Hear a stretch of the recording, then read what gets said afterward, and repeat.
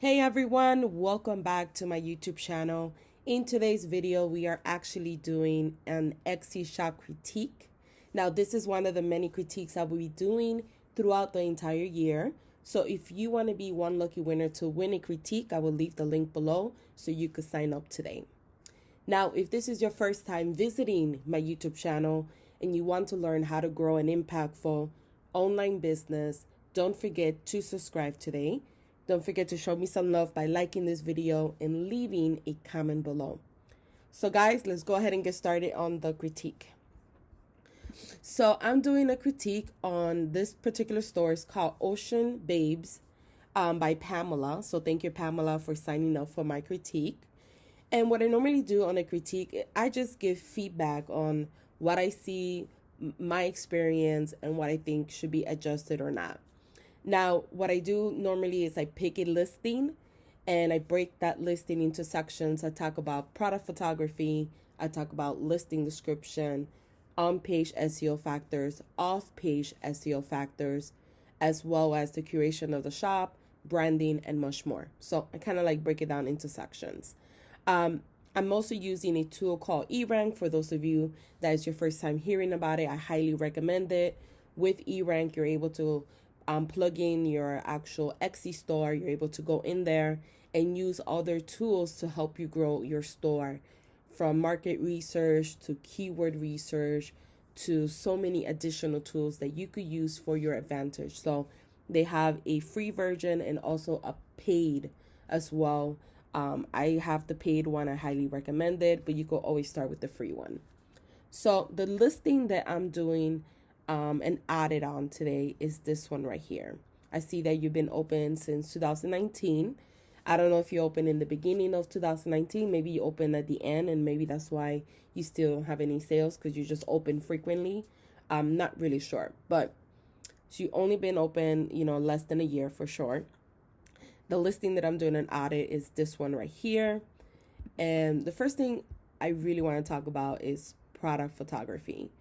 I always say this on every critique. When you sell on an e-commerce platform like Etsy or anywhere else that the customer can physically touch the item, feel the texture, hold the doll, the most important aspect that you have to sell that person is the photo. You have to make sure that your photo is amazing. You have to make sure that your photo is cropped in a complimentary way. And you want to make sure that your first photo showcases the entire product. As you can see here, the photo, this is what people see in the search feed. Until they click on the photo is when they actually see the whole entire doll.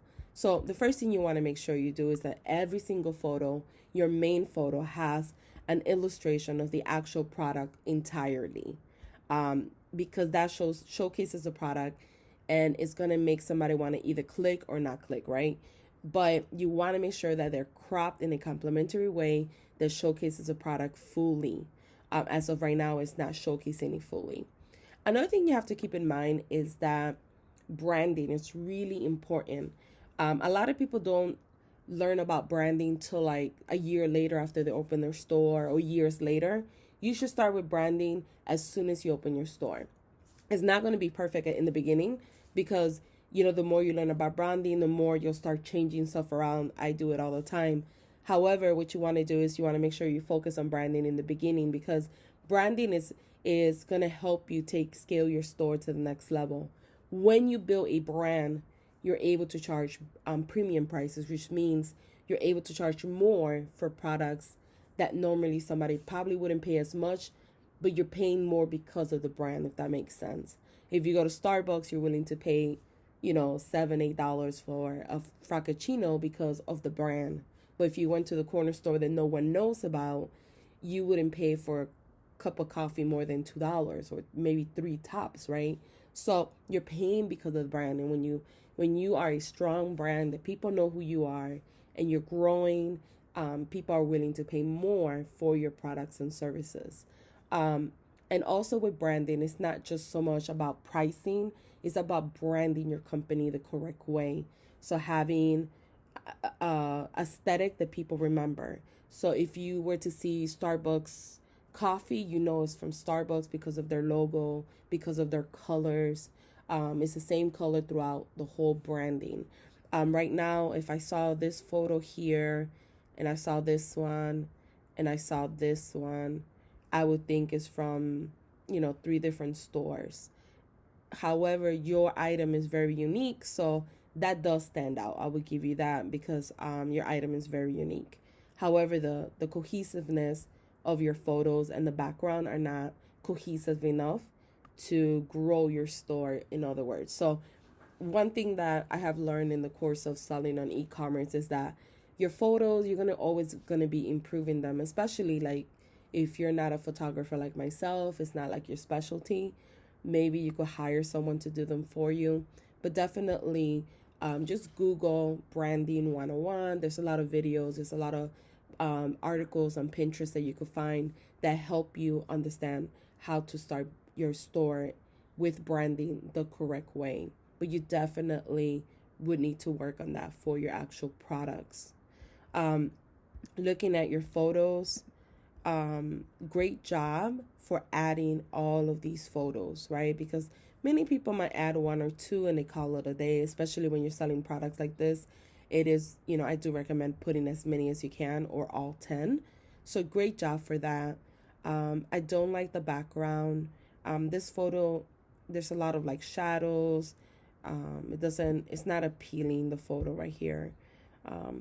So what I would do is, great job for having, I understand why you did a black background because you're trying to make the doll pop.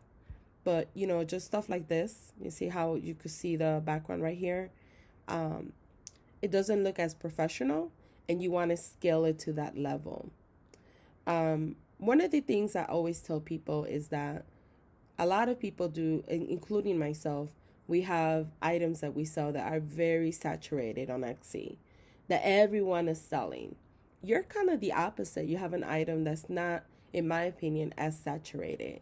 It's different. It's a doll mermaid and it's a little bit different. But is there a market for your product? So I guess my question to you is, did you do market research before creating these items to see if there's a market for it on Etsy? The reason I ask is because if you haven't gotten any sales yet, there's different reasons why, right? There's different variations of things that you could change to improve your store overall. However, is there a market for what you sell? Did you see other competitors are selling it? What makes your product different than any other doll? Why should people buy from you, right? Why? And that's important to understand and important to be able to answer when somebody asks you that. So just keep that in mind, that sometimes we do sell stuff that's in a saturated market, and sometimes it's the opposite, where you're trying to sell something that might not be needed on Etsy particularly, right? It doesn't mean that your product can't grow or sell in a different platform. Who am I to discourage anyone's dream or anyone's ability to sell? I mean, this might be the next best idea, and I don't know that, right? Because I'm not a product expert when it comes to dolls and items like these. So I'm not discrediting in any way. I think they're beautiful, and I could just see all the hard work that you put behind it. I know I can't do beautiful work like this. However, you do have to be honest with yourself and think about, is there a market for this product? Who is my target audience, right? Do you know who is your target audience? Who you ideally targeting, right? You have to understand that in order to market your product correctly and in order to show your product to the right people. So my recommendation for the photos at least is keep doing the same thing you did, like adding all the different variations. But what I would do is make sure that the background is appealing. It's too dark for me. I would keep it like all minimalist look, or maybe all white, all your photos, and then making sure that your main photo is cropped in a complementary way that showcases the entirety of the product, and making sure that when you upload your photos, you're only uploading the best photos as possible. And if this was your best photo at that time, that's fine, because I'm sure I have many photos that I looked at later and said, okay, I could do better, right? Or I could fix it. So just keep doing it, but I would change the look of it, making sure that You start with branding, making sure that you pick certain colors that you want your store to represent, and then having a cohesive look across all your photos with the same branding colors. That's really important. Now, let's talk about titles, right? So, this is something that I'm still fixing on all my listings. It takes time, especially because I have 6 stores. So, I get it. It is very time consuming. Etsy frowns upon keyword stuffing on the actual title. What they want is a short title that is still SEO compliant but user friendly for the buyer. This confuses people when they read all these keywords together. They don't know what it means. Me and you know that we're doing it for SEO purposes so we could rank, but the buyer doesn't know that. So that's why Etsy doesn't want this anymore. What I would do is just do a short description. So just have your main keyword in the beginning of the title, because that will also be the title of your page, as well as for SEO compliance. They want it in the beginning, and then just do like a short description of what you're selling, and that's it. Keep in mind, all of this additional keywords do get truncated in the search results. This is what people are seeing in the search results. It gets truncated after hand, so no one's really seeing that. So therefore, it's not necessary to have all those additional keywords in there. So just keep that in mind. I would just remove it for both, okay? For both purposes, in the sense of you're meeting, for the sense that you're meeting the buyer's experience when they read it, and in the sense that you're still meeting compliance for SEO. So let's go ahead and go back to the actual listing. Now that we talked about the title, keep in mind that an on-page SEO factor is whatever main keyword you have here, you also have to make sure that you add it to your actual listing description. So if this is your main keyword that you're trying to rank for, which is bridal doll mermaid, then that has to be also in the first 160 characters of your listing description. So you need to include your main keyword with a short description, because that's what is shown to people that search your products on Google or any large search engine. So for example, this is a preview of your Google preview. This is what people see if they were to type in bridal doll mermaid on Google. And this is what's showing up. It's showing up as your first 155 characters, which is this right here. And the first word is no, and then you have like a description of how big is the doll, made of the highest quality fabric. So this has to be pushed down, and you will need to put up here something more enticing that's going to make somebody want to click to learn more about your product. So 1, it should include your main keyword.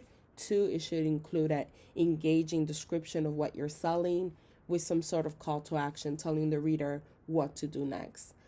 So you definitely need to optimize your listing for SEO. You don't have that right now. In addition to updating your meta description, you need to include your keywords in your actual listing description, and that's considered an on-page SEO factor. So these keywords here that you have put into your actual listing need to be also distributed into your actual listing description in an organic way. So no keyword stuffing as well. And when you put it in there, it's sometimes it's hard to put all 13 keywords. So put as many as you can. A lot of tricks that you could do is that you could put headings separating different paragraphs, and you could put each keyword in there and make it part of the heading. And sometimes that helps with including additional keywords. Another thing is that with your listing description, it's not as engaging as it should be. This is your chance to showcase your personality, why this person should go ahead and buy from you, what makes your store special, what makes your item better than every other similar, if there are similar items that sell on Etsy. So you definitely want to write an engaging caption that tells them by buying this product, it solves this type of problem for your loved one or for your relative or for whoever you're giving this gift to. But making sure that your caption is engaging enough but also including everything and anything the customer is supposed to know about the product, as well as optimizing it for SEO. So you kind of have to meet both criterias, like meet the think about the buyer, but at the same time, make sure that you're complying with SEO so you could rank higher in the search results, so you could get SEO visibility. So whenever somebody types in these particular keywords, the algorithm takes notice that you have these keywords in your actual listing, and then this particular listing will rank higher in the search results, which is ultimately what you want. That way you could drive more traffic back to your Etsy store. Another thing I will recommend is adding hyperlinks to your actual listing description.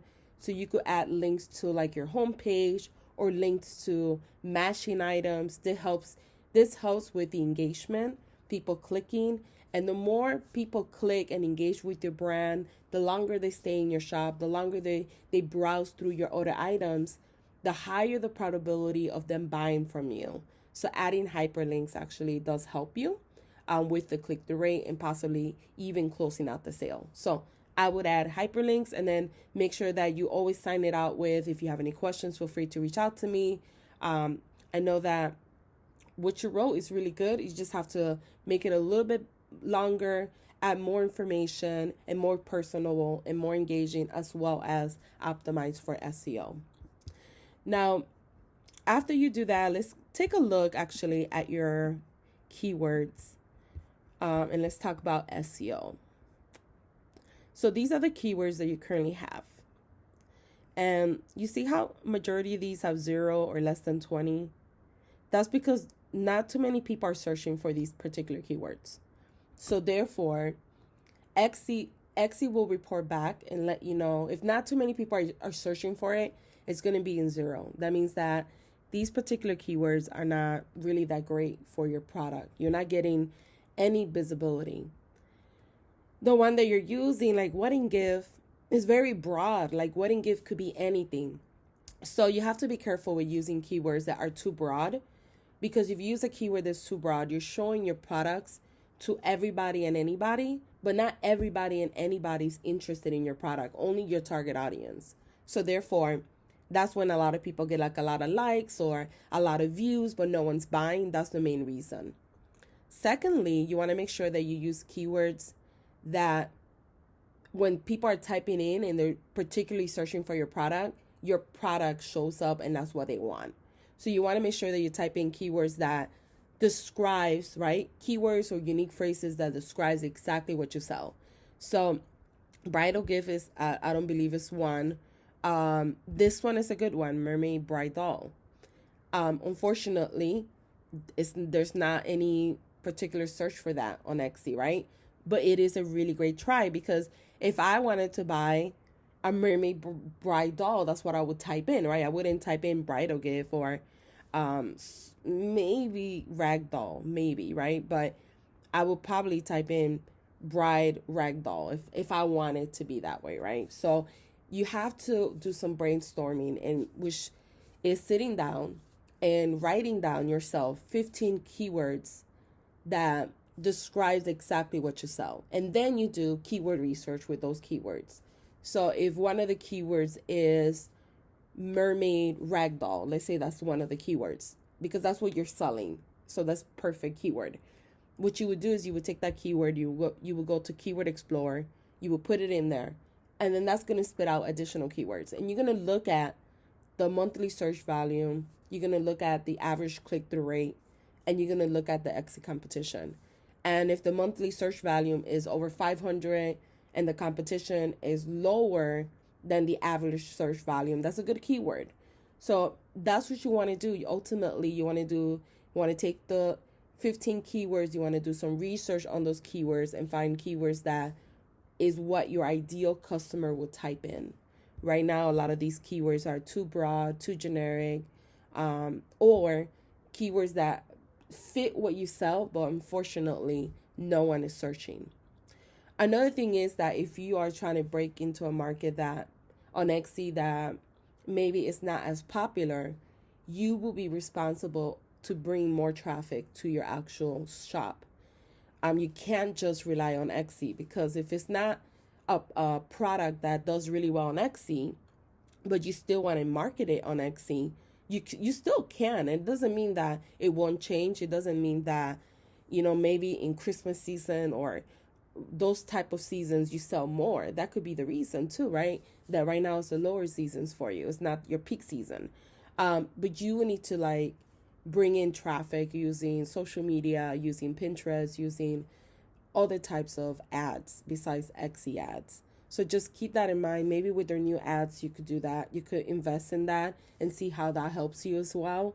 But you definitely will need to bring traffic from other areas, especially when a lot of your keywords like ragdoll or mermaid bride doll or even bride doll here, they're not bringing any traction from Etsy itself. That's an indicator that it might not be a product that's very popular. It doesn't mean that it can't be, right? Or that you can't be the trendsetter, or you can't bring something new to Etsy. You definitely can. You definitely want to be unique, and you are unique. You just have to make sure that you use the right keywords and you're targeting the right people, because if not, you're just showcasing your products to anyone and just not getting the sales that you deserve. Another thing you want to do is you want to add sections.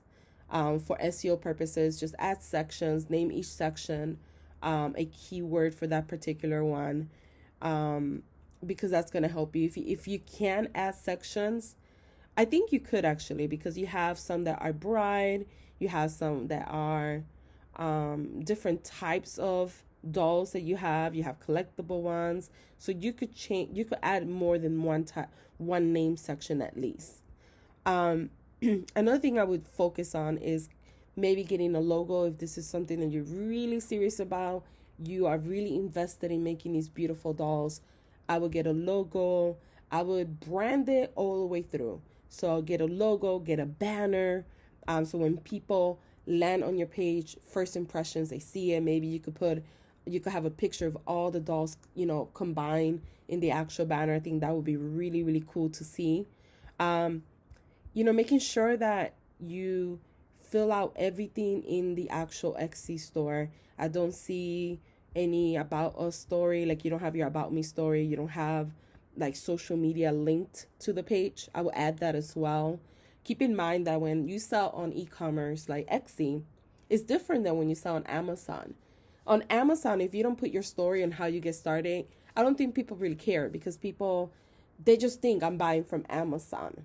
And that's it. They don't think about the actual buyer they're buying from, right? That's renting a space on Amazon. But when you sell on Etsy, the purpose of Etsy, right, unless it changes in the future, is that you are in a unique hand maker, right? And you make beautiful items. So when people shop on Etsy, some people do want to know who you are, Pamela, why you make these beautiful items. That could persuade someone to buy from you just from you sharing your story. Maybe you have something really personal that I personally don't know about, and that's the reason why you're making these beautiful dolls, right? But we don't know that. But it's important to add that, and that's gonna help you build credibility. It's gonna help you build trustworthiness within your store, and the possibility of somebody going ahead and purchasing from you.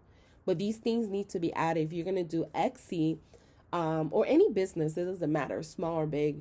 You have to make sure that you use all the features that they provide for you, which is what we are just talking about, adding a shop announcement, adding your about me story, adding photos of you making the item. If you're shy like myself with taking photos, maybe at your desk, or a picture or someone could take a picture of you behind you, right? You don't have to show your face if you don't want to, but just adding those little elements that will help you connect with people, and for them to connect with your brand as well. It's really, really important. So overall, I think the most important things right now is branding, logo, SEO, understanding who is your target audience, and photos. I think those are all the things you have to work on. Take it one time, little by little. You don't have to do them all at once. Just do the most important ones at first, and then kind of work yourself down the list. But those are my tips for your critique. If you have any questions, feel free to reach out to me. And guys, if you guys have any questions or any comments for Pamela. Maybe you sell similar items, or you have more on a expertise point on the items that she sells. Make sure you leave your comments below. We could all grow and learn from each other, okay? So thank you guys, and thank you, Pamela, for allowing me to do a critique of your shop.